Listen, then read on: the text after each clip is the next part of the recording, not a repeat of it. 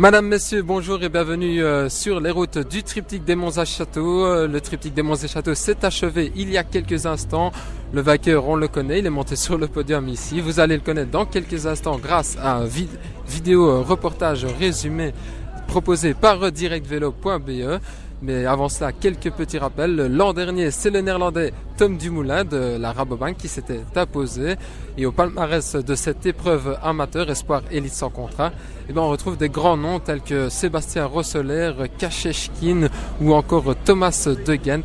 Alors, qui a succédé à tous ces grands noms? La réponse dans quelques instants. Ce 17e triptyque des Monts et Châteaux accueillait une nouvelle fois un plateau de qualité. Au départ à Étabourg, on retrouvait des grosses cylindrées telles que l'équipe luxembourgeoise de Leopard Trek Continental, les Néerlandais de Rabobank Continental, mais aussi les équipes nationales des USA, du Kazakhstan, de la Norvège et de l'Allemagne. Sans oublier les nombreuses équipes belges comme l'Auto Bellisol Espoir.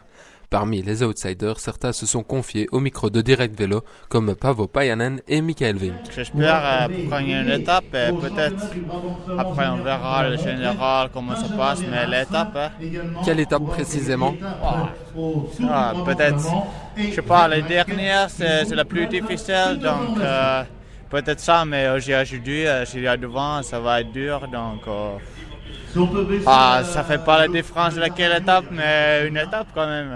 I think my condition is good, and I think I'm going to save some energy for the time trial, and I think it's an important day, and then from there we can see how the team is and what the opportunities are. You are one of the favorites on this race. What's your opinion about it?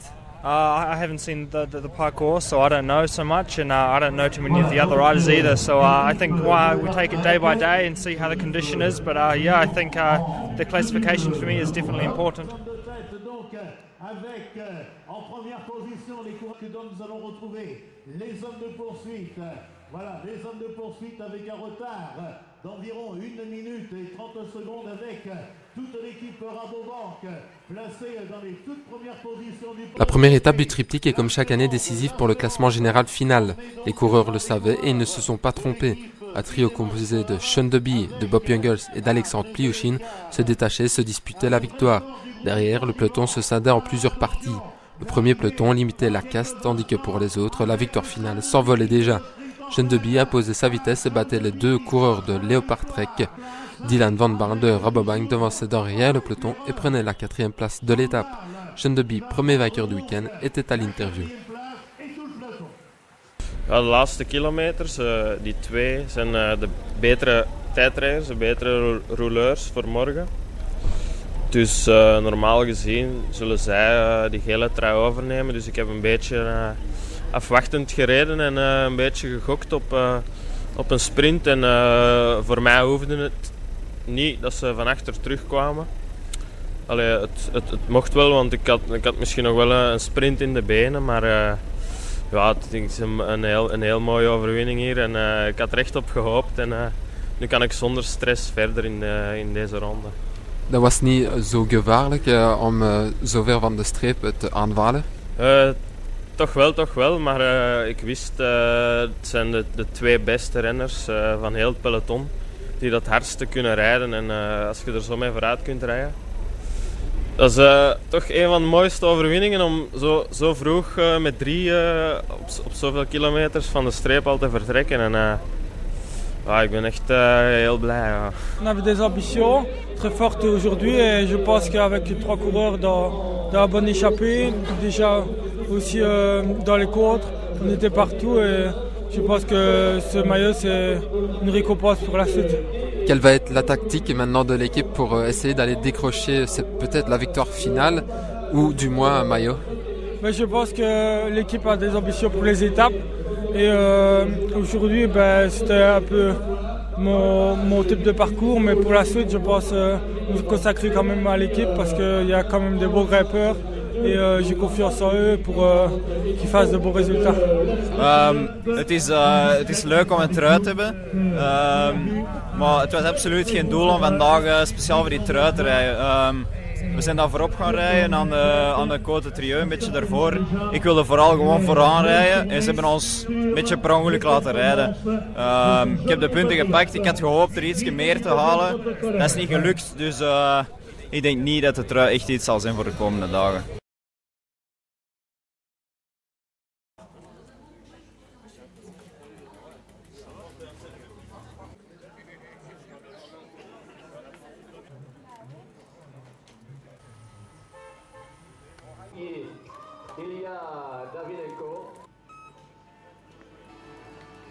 Le lendemain, 2 demi-étapes étaient au programme. Le matin, contre-la-montre difficile de 9,3 km au Mont de l'Enclus attendait les coureurs.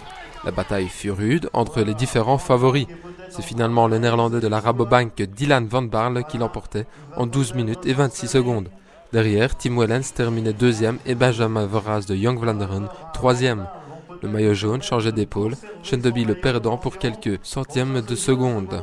C'était le luxembourgeois Bob Jungels, champion du monde junior du contre-la-montre en 2010, qui s'en emparait. Bob Jungels à l'arrivée. Des miss de service, donc merci aux assurances fédérales, merci. Voilà, on peut l'applaudir. Le maillot jaune reçoit les miss de la mise de service, est entouré. Une belle étape hier en conduisant la victoire.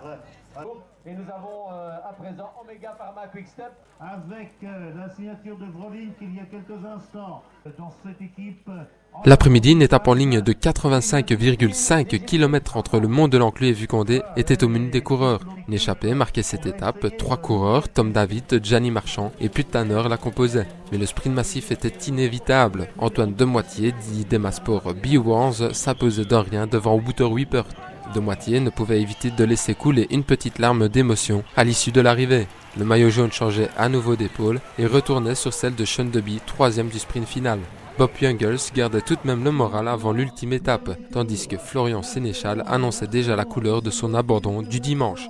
En gros travail effectué pour provoquer le regroupement sous l'impulsion notamment avec une victoire peut-être pour Boris Vallée qui est en train de déborder. Oui, Boris Vallée pour la plus grande joie d'Yves Van Hache.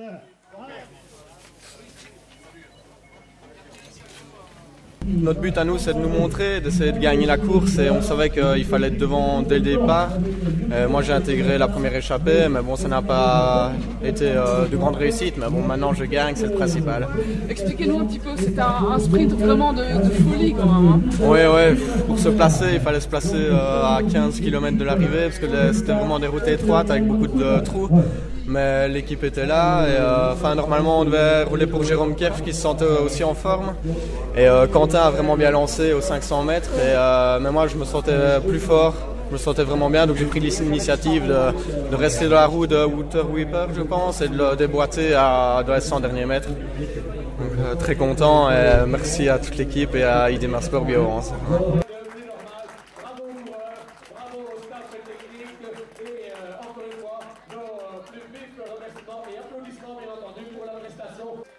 Et à côté de Phil Confection, voilà le maillot jaune est également parrainé par les meubles Toff à Dotini. Ouais, je pense qu'en moi je suis deuxième, il y a Alexandre Piochin qui est troisième, donc on a des bonnes chances pour demain. Bien sûr on va attaquer Schöndeby et oui, je pense que pour lui ça va être dur d'aller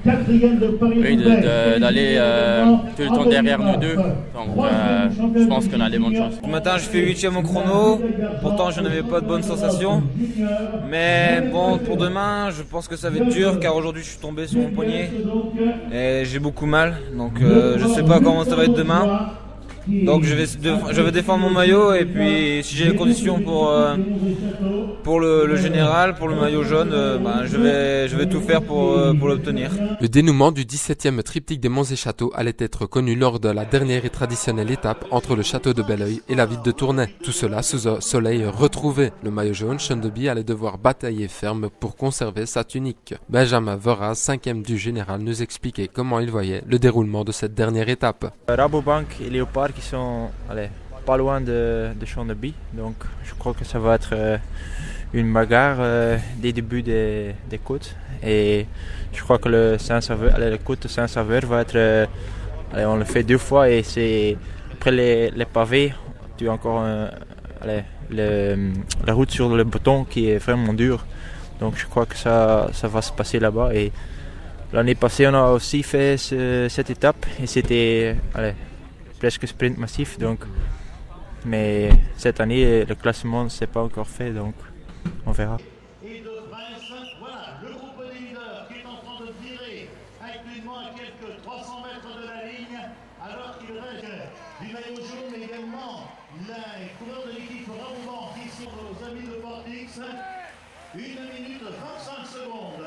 Retard du peloton, 1 minute 25. Le Flandrien ne s'était pas trompé. Le classement général n'étant pas encore joué, nous assistions à une véritable course offensive.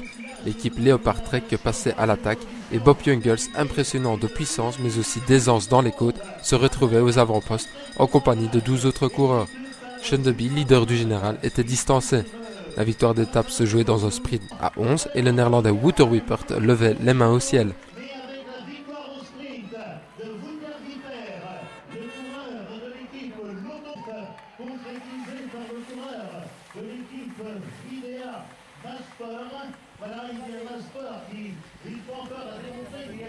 Op 500 meter gaat er een van de nationale selectie van USA, die gaat de sprint aan en ik kon in dat wiel perfect mee. Mijn ploeggenoot die zat in mijn wiel en die riep toen er een langs heen kwam en ik kon toen mee en ik kon er terug overkomen.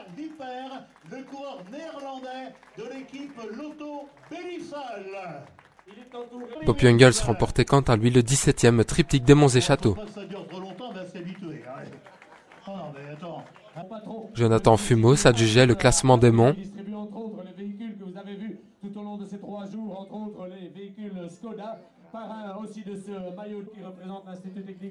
Ivar Slik le classement du meilleur jeune.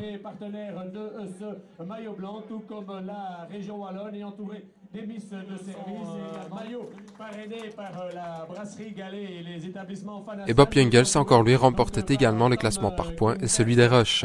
Le grand vainqueur était tout heureux de remporter cette prestigieuse épreuve par étape. Et puis, on l'a gardé pour le mot de la fin, celui qui a remporté l'étape tout à l'heure, celui qui a gagné. Le président, on peut l'applaudir, un coup d'essai qui a été réussi, Jean-Pierre Delitte.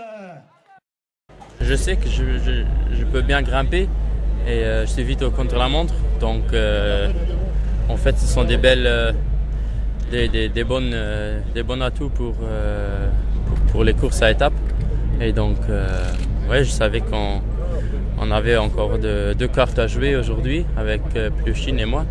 Et donc, on a essayé très tôt d'attaquer le Schöndeby.